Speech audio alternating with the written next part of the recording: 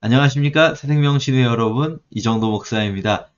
토라와 하나님의 나라 벌써 7번째 시간입니다. 계속해서 주제별로 율법들을 살펴보고 있는데요. 오늘 함께 나눌 주제는 노동과 그리고 노동에 대비되는 개념으로서 불로소득이 있겠죠. 이 불로소득을 금지하는 몇 가지 법들을 함께 살펴보려고 합니다.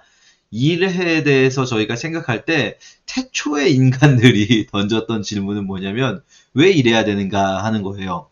우린 도대체 왜 일을 하고 살아야 합니까? 일은 이렇게 힘들고 어려운데 말입니다. 라는 질문이 있는 거죠. 이 질문은요, 이미 성경이 있기 이전부터 고대 근동 지방의 오래된 신화에 등장하는 질문입니다. 아, 창세기 1장 다룰 때 말씀드렸었는데, 저희 계속 똑같은 패턴이죠. 창세기 1장에서 이미 다뤘던 주제들입니다. 하나님이 세상을 만드실 때 이렇게 만드셨는데, 그것이 파괴됐고, 그래서 율법은 그것을 회복시킨다. 이런 개념인데요. 창세기 1장 말씀드릴 때 그 말씀 드렸어요. 고대 근동의 메소포타미아의 신화들에서 원래 인간이 있기 전에도 일이 먼저 있었어요. 왜냐하면 신들이 쉬어야 되잖아요. 그럼 신들의 안식, 이게 이제 샤바트라고 할 수 있어요. 이 안식일이 되는 거죠. 신들의 안식을 위해서는 누군가는 그 안식처를 지어야 합니다. 그래서 신들이 계층이 나눠지게 돼요. 예, 흔히 메소포타미아 신들을 아눈나키라고 부르는데 이 아눈나키는 아눈나와 이기기를 합친 말이에요. 아눈나와 이기기가 이제 아눈나가 말하자면은 고위층 높은 신들이에요. 50명의 주신들, 50인의 주신들이 아눈나고요. 이기기는 이제 하위 신들입니다. 이 아눈나키라고 이렇게 하나의 그룹으로 불릴 수도 있지만 사실은 아눈나와 이기기는 굉장히 달라요. 이기기가 이제 일하는 신들이에요. 아눈나는 그냥 이제 일을 하지 않는 고위급 신들인 거죠. 그런데 이기기들이 일을 하다가 너무 힘들잖아요. 그러니까 반란을 일으켜요. 그래서 신들 사이에 반란이 일어납니다. 그리고 이 반란의 주도자인 킹구를 죽이고 그러면서 이 반란을 잠재워야겠다. 신들이 일을 하지 않도록 하자. 그래서 신들의 일꾼으로서 지어진 것이 바로 인간이었더라. 이것이 메소포타미아의 기본적인 신화 구조라고 할 수 있습니다. 그래서 인간은 어쩔 수 없이 노동을 해야 되는 거예요. 그리고 이 노역은 즐거운 일이 결코 아니에요. 그런데 인간은 노예이기 때문에, 신의 노예이기 때문에 해야 되는 겁니다. 그러니까 일은 결코 긍정적일 수가 없는 거죠. 그런데 창세기 1장은 다르게 설명하고 있다는 거예요. 사실은 기독교인들 중에서도 일을 이렇게 부정적으로 여기시는 분들이 많이 있습니다. 많은 분들이 오해하시는 게 뭐냐면 일이라는 것이 언제 시작되었는가 할 때 성경에서 일이 언제 시작되었는가 할 때 여기서 시작됐다고 보는 거예요. 아담이 에덴 동산에서 사과를 먹고 사과가 아니죠. 선악과를 먹고 그러면서 거기에 대한 징벌로서 일이 시작됐다. 그렇게 생각할 때 일은 그 전까지는 안 해도 되는 거였는데 어떤 저주로서의 개념이 되는 거죠. 그런데요, 사실 생각해보면 그럼 에덴 동산에서는 일을 안 해도 되었는가?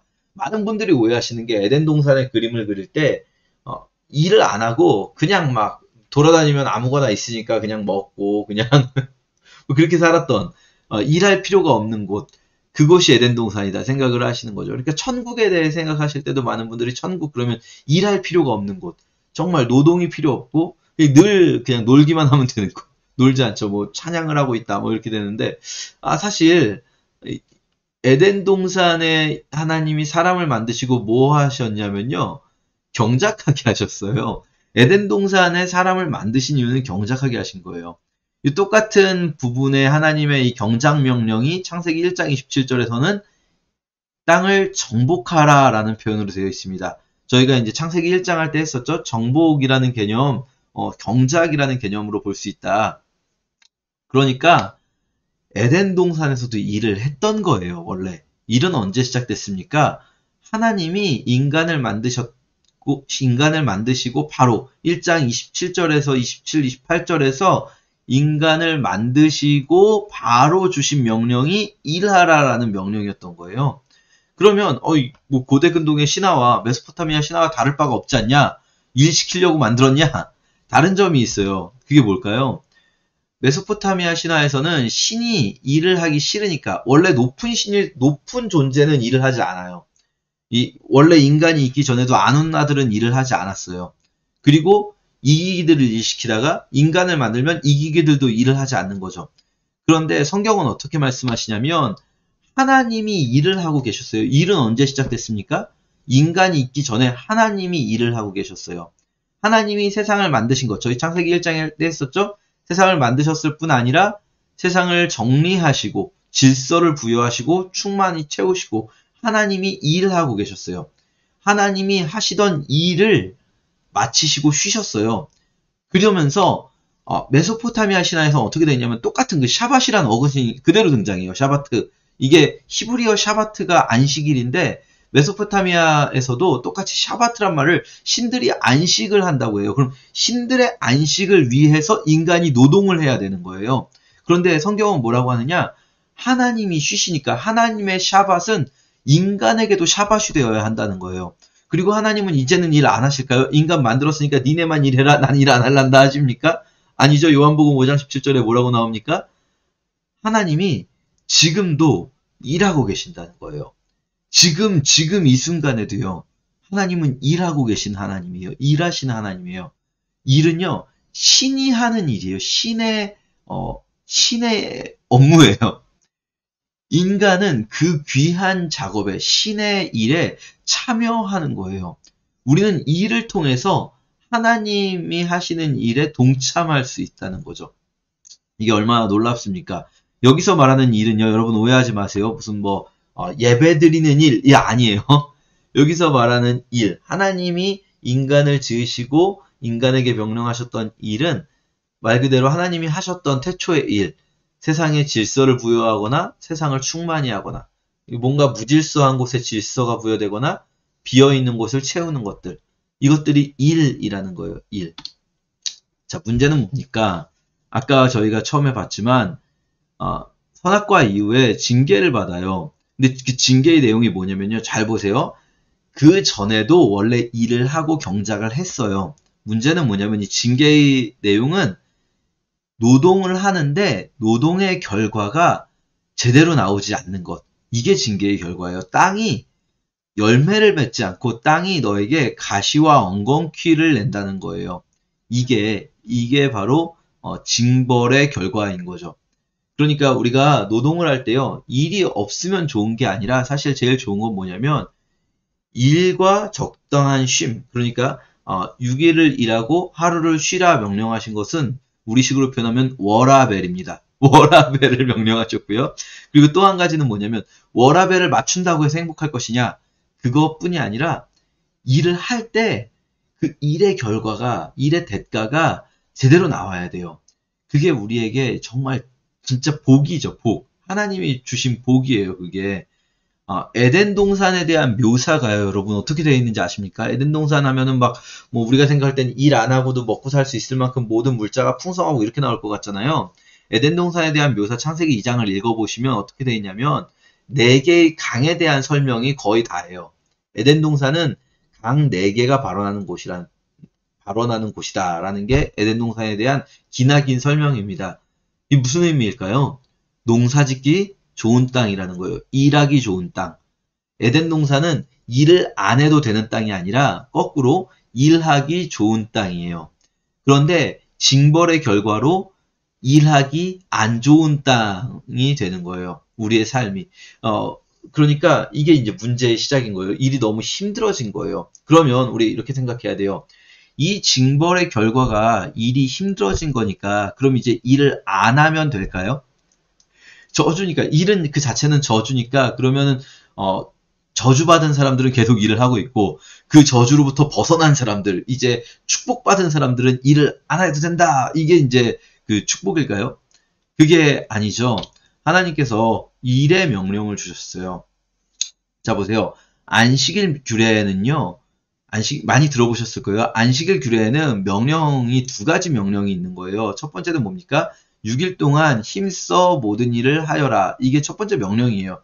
그러니까 안식일 규례는 무조건 쉬라는 명령만 있는 게 아니라 일의 명령이 있어요.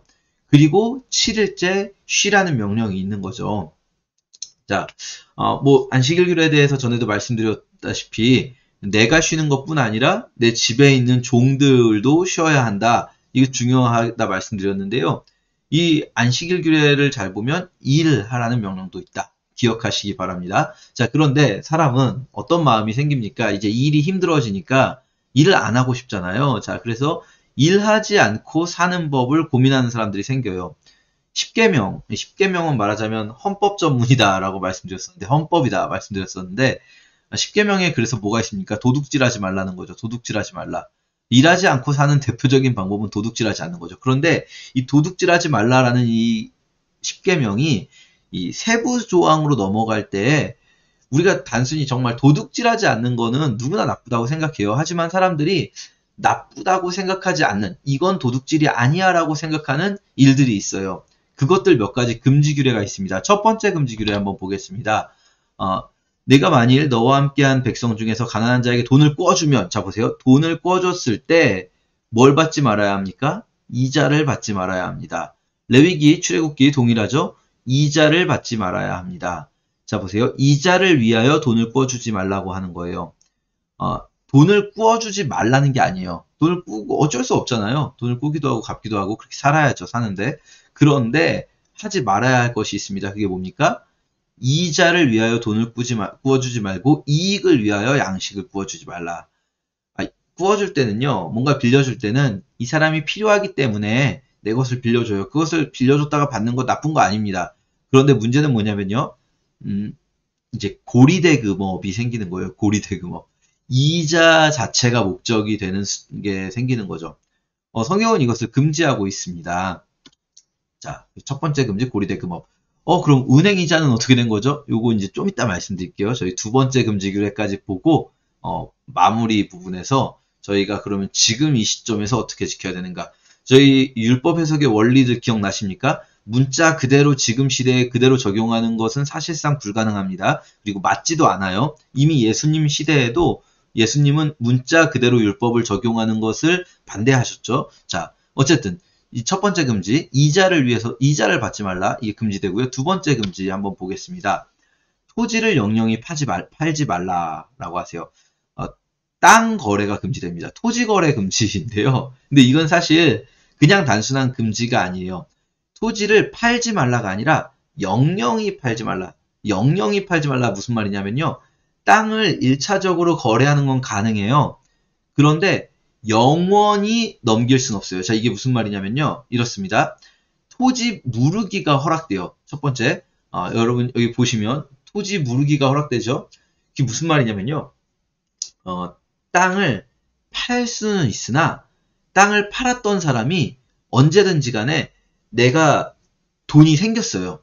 돈이 없어서 땅을 팔았지만 나중에 돈이 생기면 언제든 그 돈을 주고 땅을 물러줄 수 있어야 돼요. 다시 되사올 수 있어야 되는 거예요. 땅은. 완전히 저 사람에게 넘어갈 수는 없다는 거예요. 이게 첫 번째 토지 무르기가 허용되고요. 그리고 토지 무를 수도 없는 사람이 있잖아요. 땅을 이제 값을 치를 수 없는 사람, 심지어 친척들 중에도 이 토지를 물러줄 수 없는 사람에게는 두 번째가 있습니다. 땅을 그 사람에게 돌려주는, 자, 요것이 있죠? 희년제도가 있어요. 물을 힘이 없으면, 그러니까 돈이 없으면 희년이 이르기까지만 땅을 산 사람에게 있다가 희년이 되면 땅이 돌아온다는 거예요. 그러니까 땅을 완전히 팔지 못하도록 두 가지 부속 규례가 있습니다. 그게 첫 번째 토지 무르기 제도, 두 번째 희년 제도예요. 자, 땅을 왜 팔지 못하게 할까 생각을 해보면요. 땅이라는 것은 지금 농경사회를 여러분 전제로 해야 됩니다. 농경사회에서 유일한 생산수단이라고 할 수 있어요. 땅을 가진 사람은 이 농사를 지어서 생산할 수가 있는데 땅이 없는 사람은 어떻게 됩니까? 결국 다른 사람의 소작농이 되고 노예가 될 수밖에 없는 거죠. 그런데 이게 어쩔 수 없이 우리가 농사는요. 결국은 굉장히 내 노력 외의 것들이 많이 작용하거든요. 특히 이스라엘은 천수답이라고 해서 하늘에서 오는 물, 관계가 불가능합니다. 수로를 이용해서 물을 모아서 끌어다가 농사 짓는 관계 농업이 불가능하고요. 천수답은 하늘에서 내리는 비에 의지해서 농사를 지어야 돼요. 그런데 이 비라는 게 내 맘대로 되지 않잖아요. 그래서 나는 열심히 노력을 해도 어떤 사람은 농사가 잘 안 되고 어떤 사람은 농사가 잘 될 수가 있어요. 그러면 올해 농사 망했으면 어떻게 합니까? 어쩔 수 없이 양식을 좀 구워 오겠죠. 그럼 내년에 갚을게 했는데 내년에 농사를 지었는데 또 망했어요. 그럴 수 있잖아요. 그러면 어떻게 합니까? 결국은 땅을 줄 수밖에 없어요. 줄 수 있는 게 별로 없거든요. 그 땅을 팔게 되면 이 사람은 그때부터 할 수 있는 게 없어요. 나중에 이제 노예가 되는 수밖에 없는 거죠. 그러면요, 땅이 많은 사람은 생산수단이 많아지기 때문에 점점 더 부유해지고 땅이 없는 사람은 점점 더 가난해질 수밖에 없어요. 우리는 지금 우리 사회를 빈부의 격차가 심하다, 막 빈부의 격차가 아주 뭐 굉장히 막 역사상 최고로 심할 것처럼 생각을 하지만 사실 빈부의 격차는 언제나 있었던 겁니다. 여러분 생각해 보세요. 조선시대에 세종대왕과 돌쇠의 빈부의 격차. 그래 보세요. 빈부의 격차는 인간 사회에서 존재할 수밖에 없습니다. 그런데 지금 우리는 왜 요즘이 빈부의 격차가 심하다고 느끼냐면 우리 사회가 한번 리셋된 적이 있어요. 언제입니까? 6.25 때. 다 같이 이제 물론 뭐 안 그런 분들도 있지만 대부분이 다 같이 가난한 상태에서 시작을 했어요. 그리고 6.25가 지난 지 이제 뭐 70년이 지났죠. 그러니까 빈부의 격차가 극심해졌다. 이게 시간이 흐르면 빈부의 격차가 점점 심각해질 수밖에 없다라는 거예요. 그러니까 이 성경의 희년제도는요. 희년은 안식년이 7년에 한 번씩 오는데 7번의 안식년이 지나고 49년이 지나 50년째 되는 해에 희년이 선포되거든요. 그러니까 아까 제가 말씀드렸잖아요. 우리나라가 6.25 때 리셋됐다가 이게 한 70년 지났는데 빈부의 격차 문제가 사회 문제로 대두되었다. 자 보세요. 희년은 50년에 한 번씩 리셋 시켜주는 거예요. 내가 어쩔 수 없이 가난해서 땅을 팔았다? 그러면 50년이 되면은 땅이 돌아와요. 7년에 한 번씩 안식년 때는 노예를 해방시켜줍니다. 안식년에 노예 해방시켜주고 빚을 면제해줘요. 빚이 전부 다 없어지는 거예요. 그렇게 7년에 한 번씩 리셋 시켜주는데 그래도 아무리 노예 해방시켜주고 빚을 면제해줘도 땅이 있으면요. 땅이 없는 사람은 계속 가난해지고 땅이 있는 사람은 계속 부자가 될 수밖에 없죠. 그러니까 50년에 한 번씩 토지 거래를 리셋시키는 거예요. 그래서 땅은 항상 원래 주인에게 다시 돌아가게 되어 있습니다. 토지 무르기를 통해서든 희년을 통해서든. 문제는 뭐냐면요. 이 희년 제도가 실제로 시행이 될까요? 단 한 번도 이스라엘 역사에서 희년 제도가 시행됐다는 흔적이 없어요. 이게 재밌는 건 뭐냐면 레위기 25장에 희년 제도가 있잖아요. 똑같은 레위기 25장에 뭐가 나오냐면 안식일, 안식년, 희년이 같이 나오거든요. 이스라엘 사람들이 안식일은 지금까지도 지켜요. 안식일. 사실 이스라엘 사람들이 말하는 또 바리새인들이 말했던 안식일은 자기 쉬는 거죠. 자기 쉬는 거 그냥. 사실 돈 있는 사람들 왜 못 쉽니까? 이거 안식일에만 쉬는 게 아니라 늘 쉬죠. 바리새인들이야 뭐. 그런데 안식일 규례는 그렇게 목숨 걸고 지키고 이거 안 지킨다고 막 사람을 막 괴롭히면서 희년 안 지켜요. 희년은. 그래서 땅은 원래 주인에게 돌아가지 않는 거죠.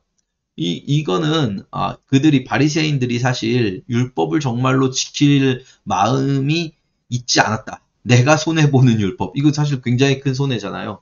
율법을 지킬 마음이 있지 않았다라는 걸 생각을 해볼 수 있는 거죠. 여러분 이 희년에 대해서 이사야서가 메시아가 올 때 여호와의 기쁨의 해 희년을 선포한다고 해요.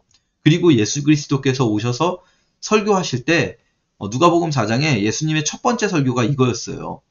내가 바로 이 여호와의 기쁨의 해를 선포하러 왔다. 예수 그리스도께서 희년의 선포자로서 자신을 소개하시는 거예요. 그리고 사도행전에서 제자들이 예수 그리스도를 믿은 사람들이 뭘 합니까? 집과 땅이 있는 사람이 팔았다라고 한국어로 번역되어 있는데 영어 성경을 보시면 복수형이에요. 집들과 땅들이 있는 사람들이 팔았다. 무슨 말입니까? 원래 땅들이 많으면 안 되잖아요. 이 법에 의하면 자기 땅만 있어야 되는 거예요. 그런데 이미 집들과 땅들이 있는 사람들이 막 있어요. 그 사람들이 자기 살 집을 팔았다는 게 아니라 내가 오바해서 가지고 있었던 것들. 특히 거기 누가 나오냐면 사도행전 4장에 레위인 구브로 출신의 레위족 사람 요셉이라는 사람이 나옵니다. 나중에 이제 바나바라는 이름이 되죠. 이 사람은 레위인인데 땅들이 많이 있었어요. 이 사람들이 땅들을 팔아서 가지고 와서 가난한 사람들에게 나눠줍니다. 그 돈을. 그러니까 이 사람에게 위로의 아들이라는 이름에 바나바라는 이름이 붙는 거죠. 제가 무슨 말씀 드리고 있는 거냐면요. 초대교회 예수를 믿은 사람들이 희년의 선포자이신 예수 그리스도의 말씀을 어떻게 적용했는가? 원래 구약의 희년율법은 국가적으로 시행해야 되는 거예요. 그러니까 희년이 땡 됐다 그러면은 그 해에 나팔 불면서 온 국가적으로 희년이 돼가지고 모든 땅이 원래 집안에게 돌아가는 거죠. 그런데 그런 일이 벌어지지 않았잖아요. 교회 안에서 희년을 이루어가고자 했다는 거예요.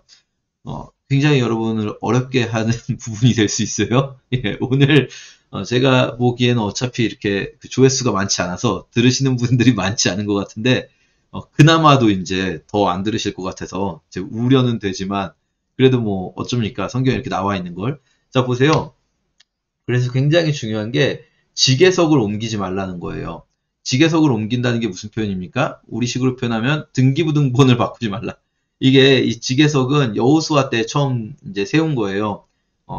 지파별로만 땅을 분배한 게 아니라 그 지파 안에서 가문별로도 땅이 다 분배가 됩니다. 그래서 가문별로 여기는 누구네 가문, 여기는 누구네 가문 땅 이렇게 표시가 돼 있는 게 지계석이에요. 그리고 이게 나중에 지파별로 또 가문별로 숫자가 달라지기 때문에 조정됩니다. 계속 조정은 해나가요. 하지만 조정할지라도 그 지계석을 옮겨서는 안 되는 거예요. 그런데 왜 이런 말씀이 있겠습니까? 지계석을 옮기지 말라.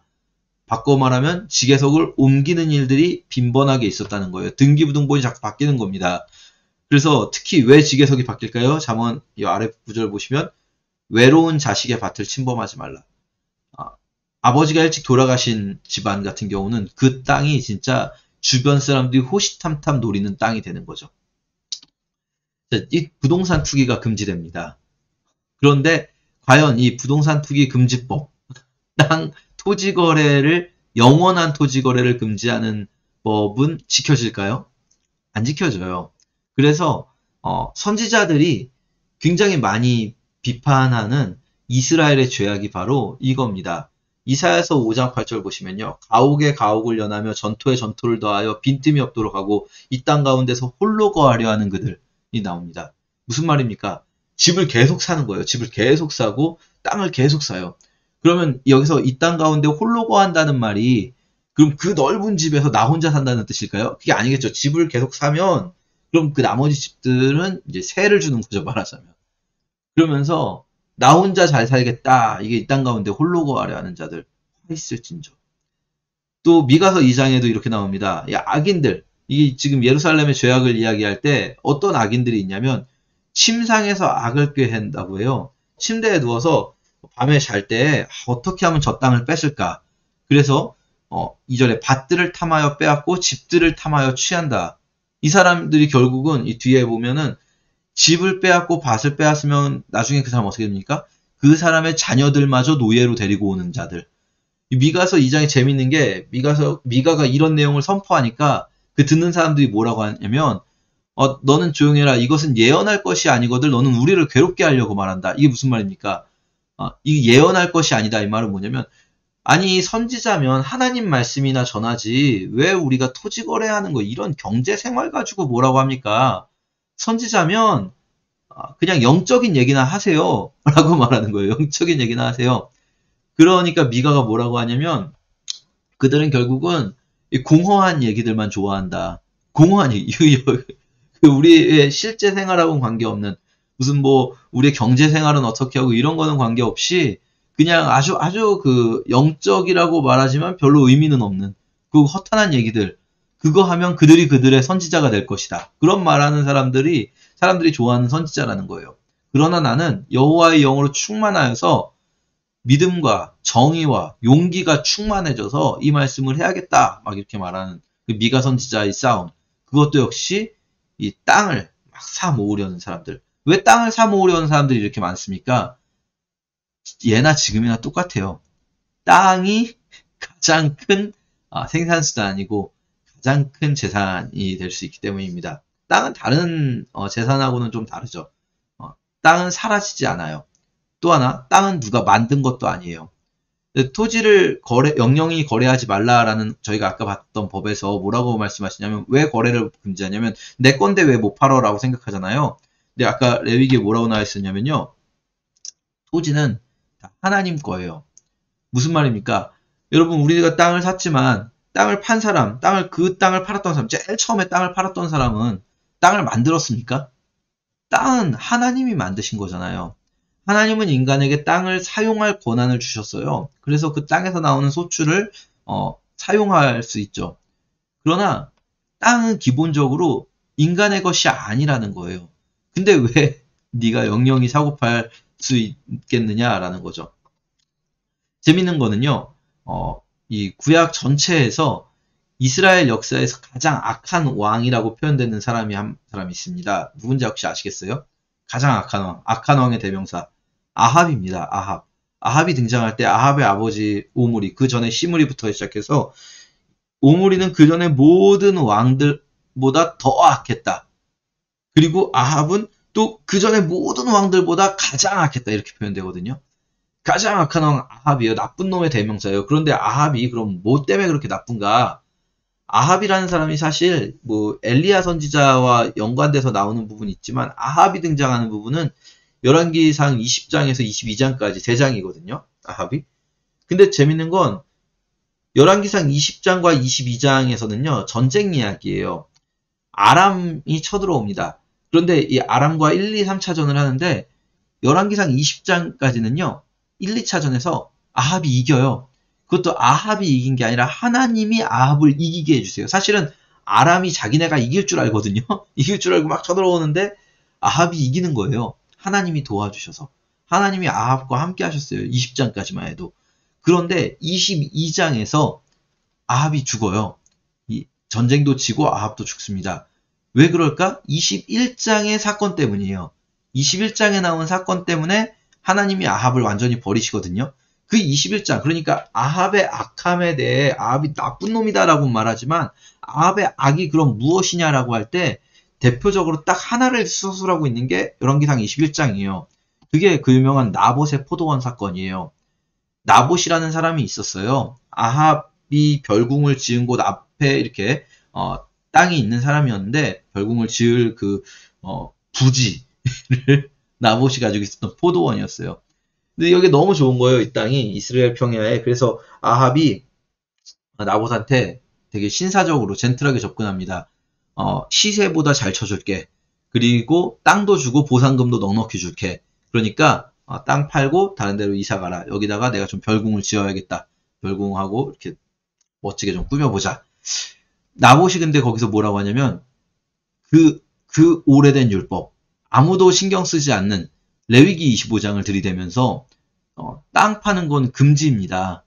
땅을 팔 수는 없죠. 왕이시여. 이렇게 이야기를 해요. 그러니까 아합이 뭐 할 말이 없는 거예요. 율법을 들이대니까. 그래서 아합이 아까 미가서에서 침상에 누워서 악을 깨하는 사람 있잖아요. 그게 아합이 원형이 되는 거죠. 침상에 누워서 아합이 침대에 돌아 누워서 밥을 안 먹는 거예요. 밥을 안 먹으면서 꿍얼꿍얼 하는 거죠. 그놈 자식 땅 팔으려니까 그거 비싸게 준다는데 왜 안 팔고. 근데 남편이 침상에 누워서 밥을 안 먹고 있으면 누가 열받냐면 아내가 열받죠. 그래서 이세벨이 와서 당신 뭐 하는 거예요? 뭐 하는 거야? 그랬더니 아합이 자초지정을 설명하죠. 내가 보니까 그 땅이 진짜 좋은데 그 땅을 어떻게 좀 사고 싶은데 얘가 안 판다네. 그러니까 이세벨이 어이가 없는 거예요. 이세벨은 이제 이스라엘 사람이 아니죠. 이세벨은 레바논 쪽 사람인데 시돈의 공주입니다. 시돈의 왕 엣바알의 딸 이세벨인데요. 이세벨이 보다가 어이가 없는 거예요. 아니 왕이 돼가지고 무슨 땅을 못 가지고 말이 되냐 그게. 그래서 이세벨이 간단하게 해결하죠. 나봇을 죽여버리고 땅을 뺏어옵니다. 물론 그것도 나름대로는 법에 어긋나지 않게 합법적으로 나봇을 죽이고 땅을 뺏어오죠. 그 사건, 땅을 뺏어온 그 사건이 아합의 악함의 대표적인 사례라는 거예요. 사실상 그 사건 하나를 보여주는 겁니다. 그리고 아합은 죽죠. 그 사건 때문에. 이세벨도 죽어요. 그 사건 때문에. 이세벨이 죽을 때 하나님이 나봇의 피를 말씀하십니다. 그 땅에서 이세벨이 죽어요. 그러니까요. 구약 성경 전체에서 가장 악한 왕으로 이렇게 준비시켜 놓은 아합에게 말하는 그 문제는 뭐냐면 부동산 뺏기였던 거예요.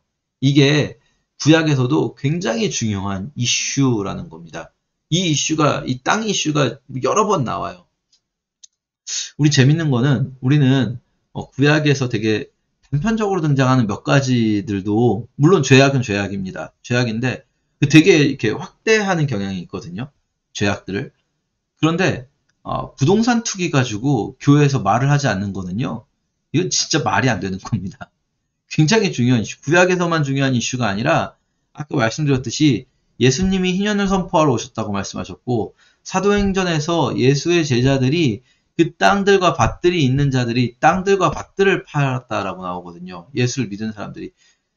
자, 왜 이것들이 금지될까요? 이 부분부터 하고 그 다음에 우리가 그럼 이걸 어떻게 적용해야 되는가 이야기해 볼 수 있을 것 같아요. 지금 그러면 뭐 무조건 다주택자는 다 안 되냐? 그 말씀 드리려고 하는 거 아닙니다. 여러분 오해하지 마세요. 이미 영상을 끄셨을 수 있는데 아직까지 듣고 계시다면 오해하지 마세요. 다주택은 무조건 안 된다. 이자 무조건 안 된다. 뭐 은행 안 되고 금융업 다 관두고 이 얘기하고자 하는 게 아닙니다. 자 보세요. 왜 이것들이 금지되는가? 10계명에서 도둑질하지 말라고 했어요. 도둑질하지 말라. 그리고 일하라. 이 10계명에 나오는 두 가지인 거죠. 안식일 규례에 일하라가 있고 도둑질하지 말라 규례가 있어요. 이 일의 특징이 뭐냐면요. 이건 이제 뭐 제 해석이니까 여러분 뭐 걸러 들으셔도 됩니다. 일은요. 하나님이 하셨던 것처럼 무질서한 곳에 질서를 부여하고 비어있는 곳을 충만하게 채워서 가치를 생산해내요. 이게 꼭 없는 걸 만드는 생산뿐 아니라 무질서함을 질서로 바꾸는 것도 역시 가치가 생산되는 거라고 할 수 있어요. 그러면 나만 좋은 게 아니라 누군가가 내 일에 이득을 보게 돼요. 제가 식당을 해요. 제가 요리를 해가지고 팔아요. 저는 돈을 벌죠. 그러면 누군가는 그 요리를 맛있게 먹어요. 제가 뭐 교육을 해요. 그럼 저는 돈을 벌어요. 그럼 누군가는 제 교육을 받아요. 그리스도인으로서 가져야 될 일에 대한 관점은요. 많은 분들이 일은 뭔가 기독교인하고는 크게 우리의 신앙생활하고는 크게 관련이 없고 그리고 다만 어느 정도 수준에서 생각을 하냐면 이 직장 선교 내가 일을 하면서 일은 약간은 뭐랄까요 선교를 위한 부수적인 것이고 일을 열심히 하면서 거기서 좋은 모습을 보여서 사람들을 예수 믿게 해야겠다. 뭐 이런 정도로 이 일을 생각하는 경향이 있습니다. 뭐 이게 틀렸다는 건 아닌데요. 사실 조금 더 근본적인 일 자체에 신학적 의미가 있다는 거예요. 우리는 일은 그냥 어떤 도구고 어쩔 수 없이 해야 되는 거고 그리고 중요한 것은 선교다. 이런 개념을 가지고 있는 경우가 있다는 거죠. 그렇지 않아요. 일 자체를 열심히 하는 것 그것이 하나님의 뜻이에요. 왜냐하면 내가 내 일을 열심히 할 때 내가 식당이라면 제가 일을 열심히 할 때 누군가는 제 노력으로 인해서 그냥 똑같은 돈을 주고도 더 맛있는 밥을 먹고 더 기쁠 수가 있어요. 제가 교육을 할 때 누군가는 그것을 통해서 더 큰 혜택을 볼 수가 있어요. 그런데 지금 금지된 이 두 가지 법들은 고리대금업이나 부동산 투기는 일하지 않았는데 제가 뭔가를 얻게 돼요. 그럼 이건 어디서 온 걸까요? 결국은 누군가가 가져야 할 것이 저에게 온 거예요. 비트코인 생각해 볼게요. 아주 민감한 주제죠. 비트코인에서 돈을 벌었어요, 제가. 그러면 저는 누구의 돈도 뺏은 적이 없어요. 누구의 돈도 뺏은 적이 없는데 어떻게 이렇게 갑자기 돈이 생겨났을까요? 없던 돈이. 갑자기 생겨나잖아요. 없던 돈이. 그러니까 저는 누군가의 가치를 뺏어오지 않았는데 분명히 돈이 벌어졌단 말이죠. 생각해 보세요. 이게 물론 이제 좀 이따 말씀드리겠지만 무조건 다 나쁘다는 게 아닙니다. 의도와 또 실제로 어떻게 진행되느냐에 따라 달라질 수 있겠죠. 그런데 이 비트코인이 막 올라갈 때 제가 이제 낮을 때 사서 올라가서 팔았으니까 돈을 벌었을 거 아니에요? 자 보세요. 언젠간 낮아질 겁니다. 낮아질 때 이 사람들은 돈을 잃어버리게 돼 있어요. 제가 번 돈은 어디서 온 돈이냐? 나중에 미래에 누군가가 잃어버릴 돈이 저에게 먼저 온 것이라 할 수 있어요. 그것을 의도하건 의도하지 않았건 그렇게 전개될 것이 예상되는 상황에서 이렇게 한다면 그 도둑질하지 말라라는 10계명과 연결이 될 수 있는 거예요. 고리대금업, 부동산 투기 다 마찬가지 개념입니다. 구약의 배경으로 설명을 드릴게요. 지금 우리의 이야기가 아닙니다. 내가 땅을 많이 사요. 사실 내가 땅을 많이 사지 않았다면 그 땅에 사는 사람은 그렇게까지 돈을 많이 이 거주를 위해 쓰지 않았어도 될 수 있었어요. 그런데 내가 버는 이익만큼 사실은 그 사람은 손해를 보고 있는 것일 수 있습니다. 그래서 이것들에 대해서 저희가 기독교인이 어떻게 이해해야 될 것인가 좀 생각해 볼 필요가 있는 거예요. 그런데 이제 저에게 적용하는 부분을 생각을 해볼게요. 아까 말씀드렸듯이 그대로 문자적으로 지금 적용할 수는 없습니다. 왜냐하면요.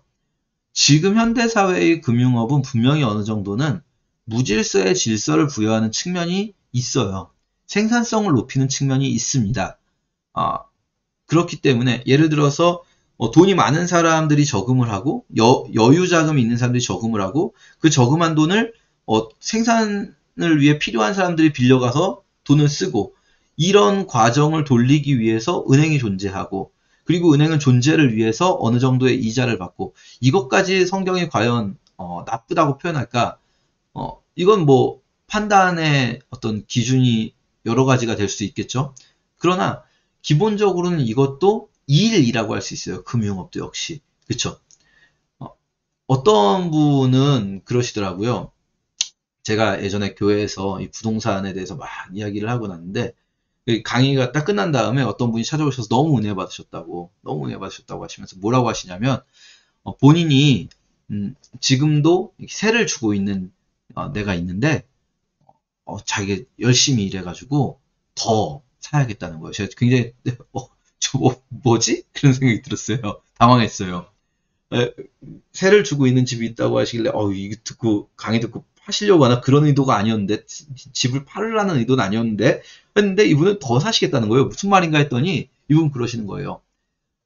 내가 안 해도 지금 현대사회에서는 누군가는 계속해서 그걸 사고 그거를 또 비싼 세를 올려서 받을 텐데 본인은 이거를 해가지고 세를 낮춰서 받겠다 시세보다 다른 사람 그러니까 자기가 생각할 때 적정한 세만큼만 받아서 가난한 사람들이 집을 살 돈이 없더라도 세를 내고 살 수 있게 하겠다. 자 보세요 여러분. 적용은요 개인마다 다 다를 수 있어요. 실제로 이 율법을 우리가 어떻게 적용할 것인가는 상황과 환경에 따라서 다 다를 수 있다는 거예요. 저는 이분의 그 개인적인 적용은 정말로 열심히 강의를 듣고 정말로 잘 생각하셨구나라는 생각이 들었어요. 그러니까 지금 우리가 고민해야 될 부분은 원천적으로 내가 뭘 부동산에 하는 것이든 아니면은 뭐 주식 거래를 하든 비트코인을 하든 그것이 원천적으로 금지되냐 아니냐. 금지되면 내가 하기 싫은데도 억지로 난 하고 싶은데도 금지니까 못 하겠구나. 이렇게 적용하는 게 아니라 이거 바리새인들의 방법이라고 누누이 말씀드리죠. 바리새인들은 그냥 내 마음이 바뀌는 게 아니라 이게 금지냐 아니냐 이것만 따지는 거예요. 근데 그게 아니라 우리가 고민해야 될 것은 내가 어떤 의도로 이것을 하고 있는지를 잘 들여다보는 거예요. 어떤 분은 주식을 투자할 때도 우리 흔히 가치 투자라고 하잖아요. 정말로 이게 필요한 이 기업이 필요한 기업에 내가 좀 나의 여유 자금이 되면 나도 그걸로 돈을 벌고 또 그곳에도 필요한 만큼 돈이 가겠구나 라고 생각해서 가치 투자를 하시는 분들이 있을 수 있죠. 그리고 또 어떤 분은 그냥 별 생각 없이 저금하는 개념으로 할 수도 있죠. 이것도 뭐 나쁘지 않을 것 같아요. 근데 어떤 분은 일확천금을 꿈꾸면서 단타 위주로 테마주를 공략하시는 분들이 있을 수도 있죠. 자 보세요. 성경은 내 의도와 내 마음을 더 중요하게 보고 있어요. 이 예수님의 율법 해석 방법이죠. 예수님께서는 어떻게 말씀하셨냐면 우리 눈이 범죄하였다면 우리 마음의 음욕을 품었다면 이미 음행한 것이다 라고 말씀하세요. 자 보세요. 내 의도가 더 중요하다는 거예요. 실제로 아니, 행한 것도 중요하죠. 행한 게 안 중요한 건 아닌데 내 의도가 있으면 그 행한 것과 마찬가지의 비중으로 이해해 주신다는 거예요. 내가 탐욕을 품었으면 도덕질한 것이다. 내 의도가 내 마음이 어떤가 잘 들여다봐야 돼요. 제 주식을 하려면 내가 땅을 사려면 내가 혹시 이것으로 정말 일하지 않고 돈 벌고 싶어서 이러는 것인가? 물론 지금 우리가 사는 세상이 남들은 그럼 다 하는데 나만 안 하면 나만 벼락거지 되는 거 아니냐라는 생각이 들 수도 있어요. 1세기의 기독교인들 그 생각 안 했을까요? 내가 말씀대로 살겠다고 내가 예수 믿고 말씀대로 살겠다고 하면 나만 벼락거지 되는 것 아닌가? 굳이 예수 믿는 것이 내가 집과 땅까지 팔아야 되는 일인가? 1세기의 기독교인들은 그 생각 안 했을까요? 여러분, 어느 시대든 예수를 믿는다는 것은 벼락거지를 각오하는 일일 수 있습니다. 율법은요, 하나님의 나라를 보여줘요. 여러 번 말씀드렸죠. 율법은 하나님의 나라가 어떤 곳인지 보여줘요. 근데 레위기에서요, 이 율법을 잘 지켰을 때 하나님이 너희에게 보여주실 하나님 나라를 이렇게 표현해요. 타작할 게 너무 많아서 포도를 거둘 때까지 타작해야 된다. 그러니까 타작할 게 너무 많아서 막 다음 거 타작 끝날 때까지 이 막 보리 농사 끝나고 막 밀 농사 또 해야 되고 밀 농사 끝나자마자 막 포도 또 해야 되고 포도 끝나자마자 무화과 또 해야 되고 막 끊임없이 일해야 된다는 거예요. 근데 이게 저주가 아니라 이것은 축복이에요. 이걸 잘 지켰을 때, 율법을 잘 지켰을 때 오는 축복이 일이 없는 세상이 아니라 일이 많아진다는 거예요. 계속해서 이 구약이 어떤 하나님이 복 주신 세상을 표현할 때 나오는 말이 뭐냐면요. 백성들이 각자 자기의 무화과나무와 포도나무 아래에서 평안을 누린다는 거예요. 각자 자기 무화과나무와 자기 포도나무 아래에서. 이게 무슨 말입니까? 일할 것이 없어지는 세상이 아니라 내가 내 일터를 가지고 내가 그곳에서 일하면서 행복할 수 있는 곳. 여러분, 우리는 막 일 안 하고 쉬면 막 백날 좋을 것 같거든요. 실제로 제가 백수로 되게 오래 있어 봤는데요, 여러분. 아마 여러분들은 연구원들이셔서 저보다는 그런 경험이 별로 없으실 것 같지만 저는 굉장히 장기간 백수로 있었습니다. 여러분 어떻게든 일을 하고 싶은 그 마음 여러분은 모르실 거예요. 에스겔서 마지막 부분 요거 한 가지만 이야기하겠습니다. 에스겔서 마지막 장입니다. 48장인데요. 에스겔 48장에 땅, 이상향이죠. 이상적인 땅의 모습이 나와요. 그런데 거기에 한가운데에 성소가 있어요. 그리고 성소 아래로 속된 땅이 나와요. 속된 땅. 성소가 있는 땅, 그리고 속된 땅이 나오는데 이 속된 땅, 세속적인 땅이라는 거죠. 근데 이 세속적인 땅 안에 있는 성읍이 있어요. 이 세속적인 땅은 뭐 하는 땅이냐면요. 일반적인 용도인데 목초지, 집을 짓고 농사 짓고 양 키우는 그런 곳이에요. 그래서 이 속된 땅 안에 있는 성이 있어서 이 성에 사는 사람들은 일하는 사람들이에요. 이 속된 땅에서 일하는 사람들. 근데 이 에스겔 48장 마지막 구절 그 일하는 사람들이 있는 성, 이 성을 뭐라고 부르냐면요. 이 성의 이름은 여호와께서 거기에 계시다라는 뜻의 여호와 삼마가 될 것이다 라고 말하며 끝납니다. 에스겔에서 마지막 구절이에요. 여러분, 성소가 있어요. 성소가 여호와 삼마가 아니고요. 성소는 성소로서의 중요한 기능이 있습니다. 사람들이 계속해서 하나님을 보게 하고 그리고 사람들을 교육하죠. 율법을 가르치고. 그런데 이 여호와 삼마는 어디냐면요. 하나님이 함께 계시는 그곳은 성소는 당연하지만 성소뿐이 아니라 일하는 사람들의 속된 땅, 그들이 일하는 그곳, 거기가 여호와 삼마인 거예요. 여러분 일하시는 분들 축복합니다. 직장 신호회, 저는 정말 이 직장 내 신호회에서 일하시는 분들께 이 말씀을 꼭 드리고 싶었어요. 많은 신호회들이, 전국에 수많은 직장들이 있고 수많은 신호회들이 있는데 많은 신호회들이 이 말씀을 꼭 기억해야 합니다. 여러분이 계시는 그곳이 여호와 삼마하고요. 여러분이 일하는 이유는 뭐 어쩔 수 없이 돈 벌려고 하는 것도 아니고 직장 다니면서 거기서 전도하기 위한 것, 그것도 포함되지만 그 이전에 여러분이 일하는 이유는 그것이 세상을 변화시키는 하나님의 방식이고 세상을 하나님의 나라로 만드는 길이기 때문이에요. 여러분이 열심히 자기가 있는 곳에서 일을 할 때 그 일의 결과로서 세상은 더 질서 있고 더 가치 있는 곳이 될 것이라고 믿습니다. 감사합니다.